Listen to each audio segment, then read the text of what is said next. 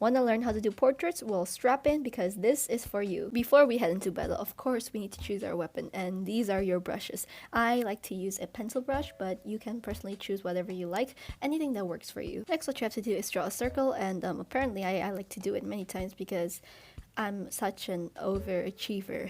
Next, what you want to do is draw this straight vertical line down. I don't care what person it is or what kind of alien it is. If it has a face, it has to have this line. After drawing that, I don't know what you call it, the vertical line thing, you want to add in your jaw. And I think this is a good time to state that it is very important that you use a reference or like a good reference. And if you've been on my channel like for a while, then you know how much I stress about references. And yeah, I'm not ashamed to take that task. And of course, we can't forget the all-important vertical eye line because it's not complete without it. Now, this is a good base to start with, so you can start adding your eyebrows, eyes, nose, lips, whatever. Just add them on according to like what you want your character to look like.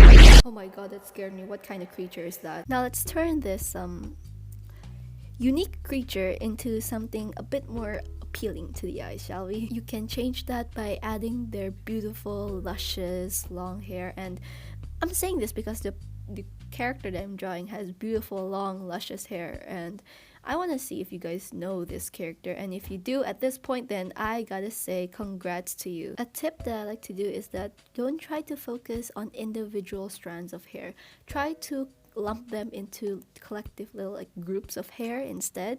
That way, when you color it and shade it, it will be a lot easier to do as well, and it just makes it look a lot better than just drawing individual strands. After that, you just gotta add all the other accessories like the clothing, earring, ring, I don't know, necklaces, or like anything that your character wears. Just add them at this point. Whoa, time skip. And I didn't show it, but I also cleaned up a lot of the line art, which you can see, and yeah, it looks a lot cleaner, nicer, and just overall easier for the coloring process. Now for the coloring process, I like to start by just coloring in the base colors of all of the different components like the skin, hair, clothing, eyes, and a lot of other things as well. After coloring in the base layer, I like to use a darker color in order to shade it. So I like to start with certain parts. So for example, if I do the skin, then I'll finish the skin first and then move on to the other parts because that's just the way I do things. And also, Alpha Lock is a real game changer here because it doesn't allow you to draw on like the other layers, so like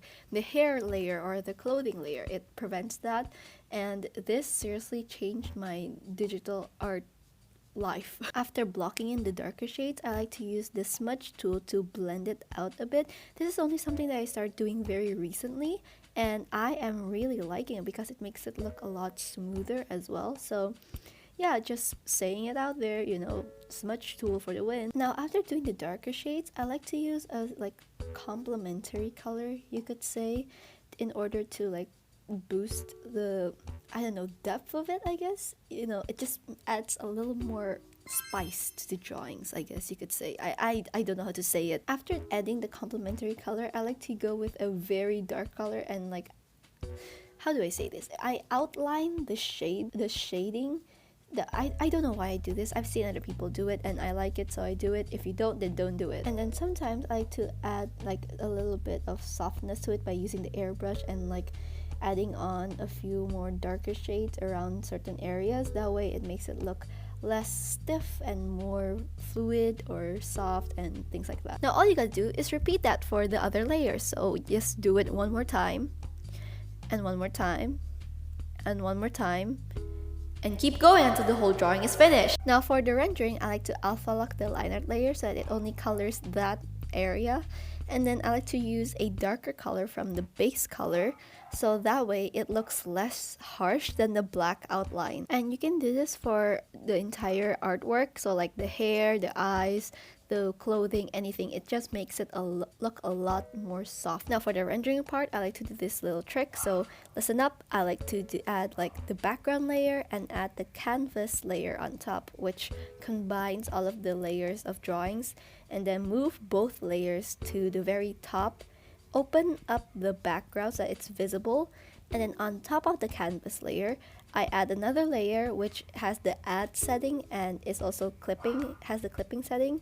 That way I can add highlights to the drawing, and after that add the highlights to whatever place you like. I like to do it in a certain area, that way people know where the light source is coming from, but you can do it from wherever, it's your drawing, your choice. I personally like to add it to the hair, the eyes, and also the accessories that the character has. After that, it's literally just finishing touches, and then there you go, you have a portrait. Easy, right? It's really not.